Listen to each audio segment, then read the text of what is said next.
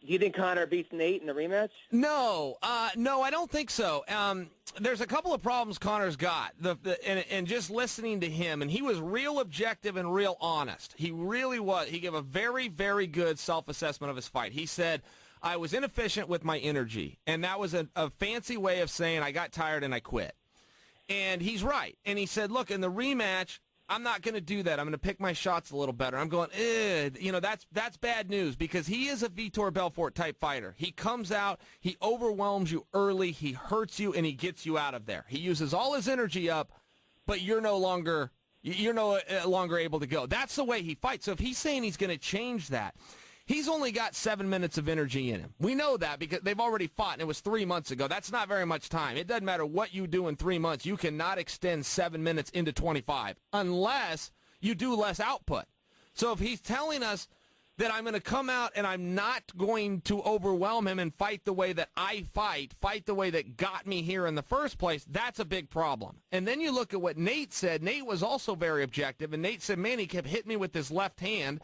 It hurt. It made me bleed. It cut me. He said, but I took this fight on 9 days' notice. I hadn't sparred a single time. The second I got the fight, I had to start worrying about my weight, and I was on an airplane doing media up until we stepped in the cage. He said, I'd have never got hit with that left hand if I just had a week's worth of sparring. He said, he'll never land that again.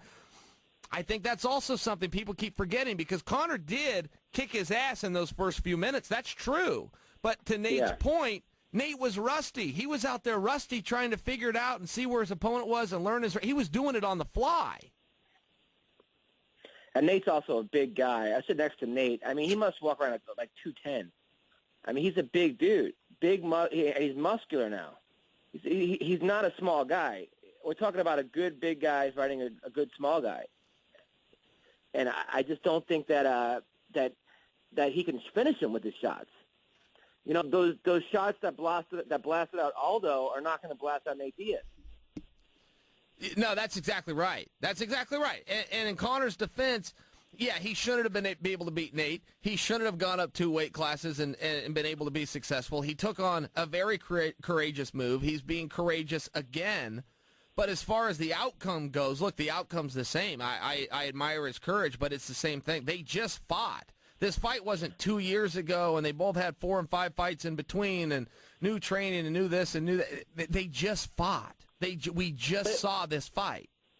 But is it courageous, or is it, yeah, I lost to a guy, but I lost to him 2 weight classes above? Is it, yeah, I fought Mayweather, but I lost to him in boxing, which is his sport?